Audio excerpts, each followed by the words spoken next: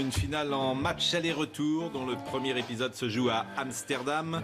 La France et les Pays-Bas sont présentés comme les favoris de ce groupe et logiquement une victoire de l'un ou de l'autre donnera au vainqueur un avantage sinon décisif, du moins substantiel. Voici l'enjeu de cette troisième rencontre des Bleus après la victoire de vendredi. Un test grandeur nature après un succès probant certes mais obtenu contre une équipe faible de Bulgarie. Les Bleus en mission objectif gagné. La Coupe du Monde 2018 c'est déjà demain. Et pour en parler autour de cette table, Jean-Luc Haribard, notre Il Professore. Bonsoir Pascal, bonsoir à tous. Vous avez passé un beau week-end. Oui, je vais bien. Grégory Schneider est là, comme chaque lundi, de Libération. Bonsoir, messieurs, dames. Salut, camarade Dominique Grimaud, bonsoir. Bonsoir Pascal, bonsoir Gilles à tous. Verdez sera avec nous tout à l'heure. Bien évidemment, François Pinet. Bonsoir, Pascal. Et Olivier Le Foll, en direct avec nous de Amsterdam. Olivier qui nous dira dans une seconde, qui nous confirmera que Paul Pogba est bien aligné. Mais avant cela, on va écouter les supporters que Olivier, justement, a croisés et qui ont fait le déplacement à Amsterdam avant ce match de l'équipe de France. Moi, ce que j'attends du match ce soir, c'est que la France gagne, qu'on explose les Pays-Bas ce soir. Pronostic 3-0. Eh bien entendu, une victoire, hein. On l'attend tous. Petit pronostic 2-1 pour la France. Hein.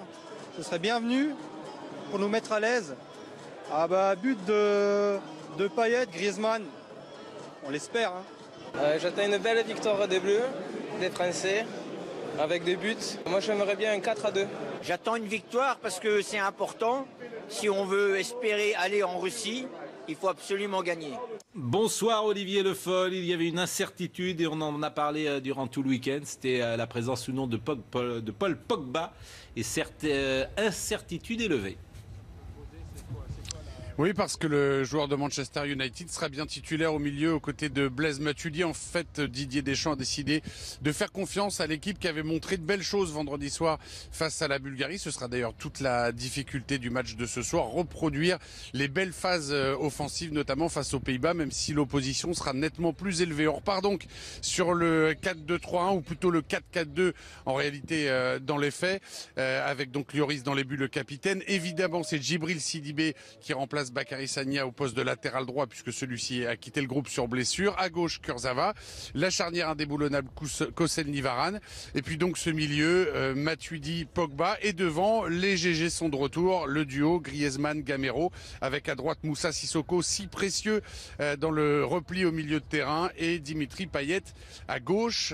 Voilà l'équipe de départ qui va tâcher d'arracher les 3 points de la victoire qui, vous l'avez dit, sont si importants ce soir. On va évidemment parler de Pogba, mais d'abord une vue d'ensemble. Est-ce que ça vous étonne de cette reconstruction, cette reconduite de l'équipe de France? Quasiment la même. Ça ne m'étonne pas dans l'esprit de Didier Deschamps parce qu'elle arrive juste après le match précédent, donc c'est compliqué de trop modifier l'équipe. Moi, je pensais que... Mais il aurait pu modifier pour la rendre plus défensive parce que l'équipe de France était à l'extérieur. Oui, je pense qu'il a envie de rôder des automatismes, des complicités entre les joueurs. Je pense notamment au côté droit entre Sissoko et Sidibé qui ont besoin de jouer ensemble pour être encore plus performants. Il a besoin de rôder ce milieu devant la défense Pogba-Matuidi. Même si je trouve que Kanté aurait mérité d'avoir sa chance, soit en remplaçant Pogba, soit en remplaçant Matuidi, mais plutôt en remplaçant Pogba, à mon sens. Vous parlez de rodage, on n'est pas en phase de rodage, là, on doit gagner ce soir. Si, parce que c'est... Non, mais je parle de rodage parce que c'est une équipe qui a pas beaucoup joué. C'était pas une formule qui a été utilisée à l'Euro, en tout cas avec ces joueurs-là. Ça a été la fin de l'Euro. Maintenant, ça semble être l'organisation de jeu qu'on a dite, construite pour Griezmann et Pogba. Pas de changement, et ça vous étonne ou pas? En fait, Didier Deschamps, l'équipe de France étant scalée, c'est-à-dire finaliste du dernier Euro, elle vient de mettre un carton à la Bulgarie, ils sont quand même là pour faire leur truc. Ils vont pas s'adapter au premier coup de vent, ou ils ont quand même quelques certitudes dans le jeu, entre guillemets. On part pas de rien, la défense est stable. Matuidi, Pogba, l'air de rien, ça fait quand même depuis la mi-temps de France-Irlande qu'ils jouent à ce poste-là, sauf erreur de ma part. Donc ils sont en configuration, c'est à l'équipe de France de faire son truc et à l'adversaire de s'adapter à l'équipe de France, c'est pas l'inverse. Oui, c'est ça l'enseignement également, parce qu'il ne s'adapte pas à l'adversaire ce soir, ni aux conditions de l'extérieur. Pogba ou non Pogba, les supporters de l'équipe de France qu'a croisé Olivier Le Foll donnent leur avis. J'aime bien Pogba, hein. Il sait faire plein de choses. Bon, il a un petit coup de mou là maintenant, mais je pense que non, faut laisser comme ça. Pogba, Oui, il faut garder Paul Pogba. Oui. C'est un bon joueur de notre équipe. On compte beaucoup sur lui. Et oui, il est important. Oui, ouais. Paul a sa place. Ouais, il mérite. Il faut lui donner sa chance, mais il faut peut-être le piquer un peu au vif en le mettant remplaçant parce que il a besoin de se remettre un peu en question, je pense. Il faut le laisser parce que sur un coup de génie, il peut mettre un but. Donc, il faut laisser le talent sur le terrain. Olivier Le Foll, est-ce que ça vous a étonné la présence de Paul Pogba ? Au fond, non, mais c'est vrai qu'il y a quand même eu une incertitude. On sait que Didier Deschamps, on a un petit peu assez en conférence de presse d'entendre tout le temps les journalistes lui parler de Paul Pogba. Mais il y a eu une phrase très importante dite par le capitaine Hugo Lloris hier en conf.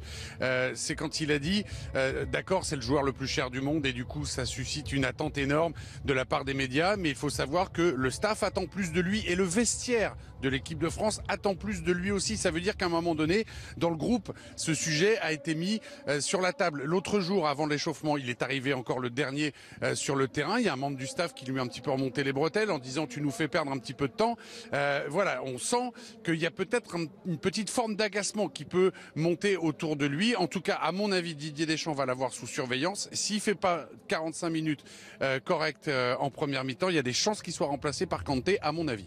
Est-ce que vous l'auriez aligné, Dominique Grimaud ? Oui, d'abord, j'ai envie de dire qu'il ne faut pas se focaliser en permanence et sur le joueur et sur l'homme Pogba. C'est un gamin, attendu au tournant.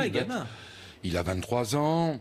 Il va être attendu au tournant dans les 10 ans à venir encore. Et on le reverra très très souvent en équipe de France. Mais qu'est-ce que vous voulez dire ? Oui. Dans les 10 ans à venir. Qu'est-ce que vous voulez dire ? Il va être alors ? Oui, il est incontournable. Alors, on l'a déjà dit ici même, le joueur le plus cher du monde, ça ne veut rien dire. Oui.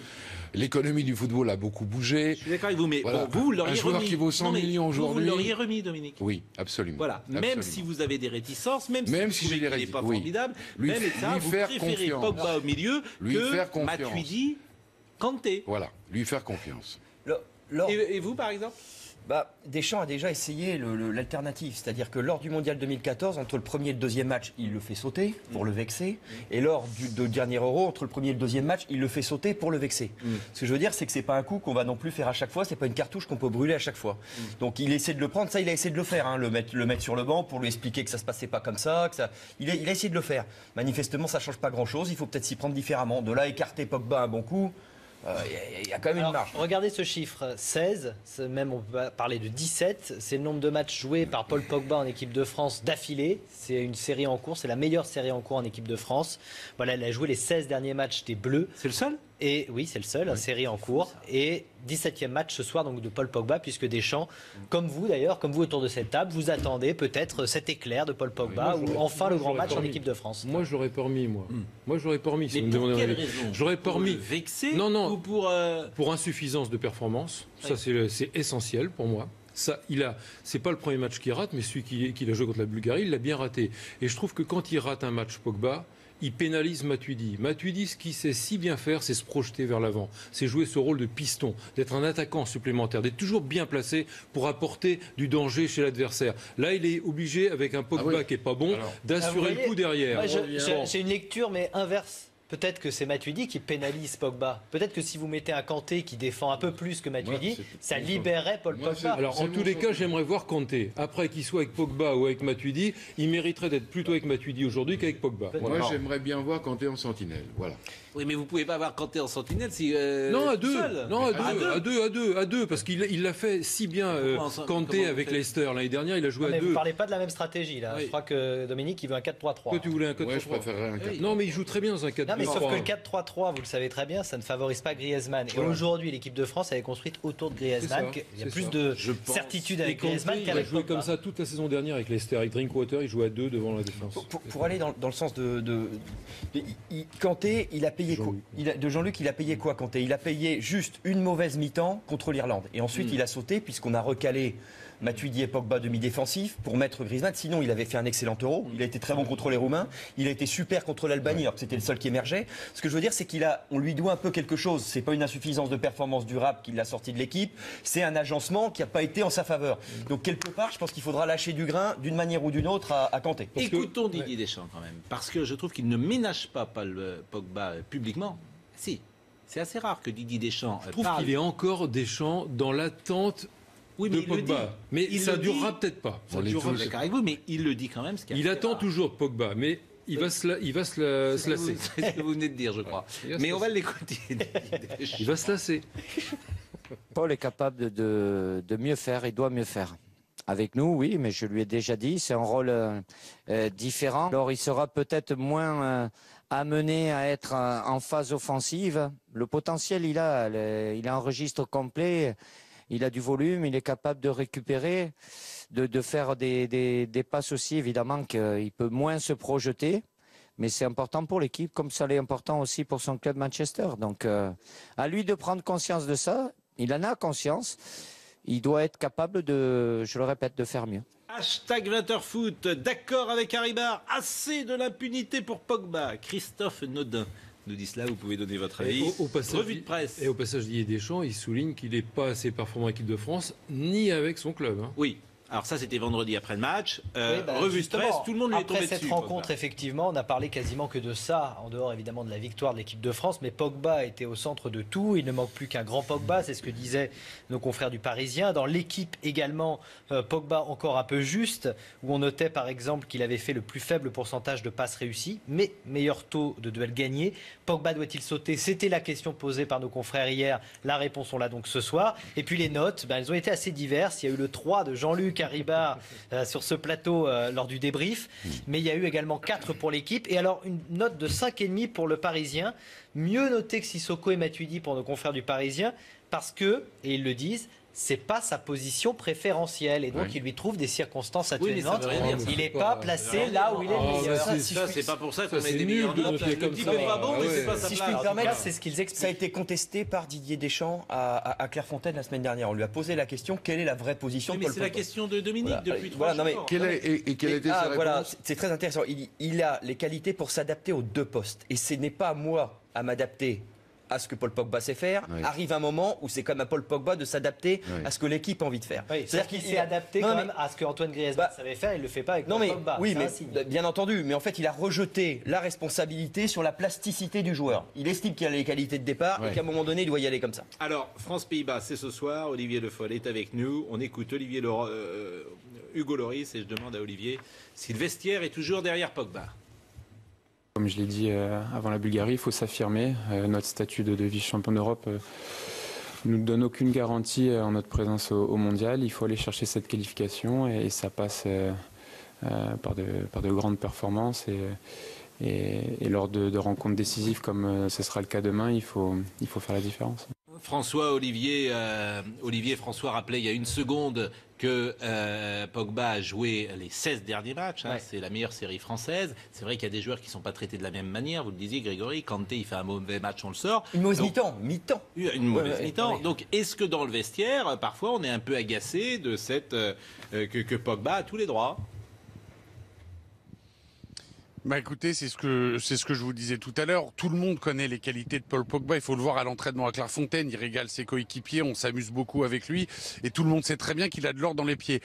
Simplement, c'est une force collective, l'équipe de France. Et il faut jamais le perdre de vue. Et quand Hugo Lloris nous dit en conférence de presse que le staff de l'équipe de France veut que Paul Pogba donne plus, fasse plus et que le vestiaire en attend plus aussi, encore une fois, ça veut dire que c'est un sujet qui commence en tout cas à venir sur la table dans le groupe de l'équipe de France. Ça veut dire que si Paul Pogba continue de stagner en équipe de France alors qu'il a tellement de qualité, ça va finir par lasser, d'autant que tout le monde adore aussi N'Golo Kanté et que tout le monde loue ses qualités sur le terrain. Merci Olivier, on va parler évidemment des enjeux de cette rencontre avec le groupe de l'équipe de France. On l'a pas encore montré. On est exactement. Et pourtant il est important ce groupe effectivement, puisqu'on rappelle que seul le premier est directement qualifié pour la Coupe du Monde 2018, et il y aura certainement cette lutte entre les Pays-Bas et la France pour cette première place. Les Pays-Bas qui ont fait exactement le même score que les Français vendredi dernier, c'était contre la Biélorussie, une victoire 4-1. Ils avaient fait le mois dernier un match nul en Suède, 1 but partout. Vous le voyez, ce match est déjà décisif, en tout cas il semble être décisif pour la première place. Et les oppositions entre la France et les Pays-Bas 20 matchs, ce sera la 21e confrontation ce soir, 10 victoires pour chaque équipe, 4 matchs nuls. Les Bleus qui ont quand même pris l'ascendant sur ces dernières années. On rappelle le dernier match, par exemple, c'était juste avant l'Euro en mars dernier, où la France s'était imposée 3-2 avec des buts de Griezmann, de Giroud et de Matuidi et un très bon Dimitri Payet. La dernière défaite aux Pays-Bas remonte à l'Euro 2000, quand ça se passait donc aux Pays-Bas, et où les Français avaient perdu en match 3-2. Pour un match sans en 2008. Pour un match en bois. Hein. Non, pour un match sans enjeu, ouais. Effectivement. On va écouter Blind, l'entraîneur des Pays-Bas. Attention à la France ce soir. Nous devons absolument être concentrés dès l'entame du match. Nous affrontons un adversaire coriace qui a l'habitude des grands matchs. Physiquement, ils sont très forts. Il faudra donc les affronter directement. Je vois que mes joueurs sont confiants. Je sens donc qu'on peut le faire.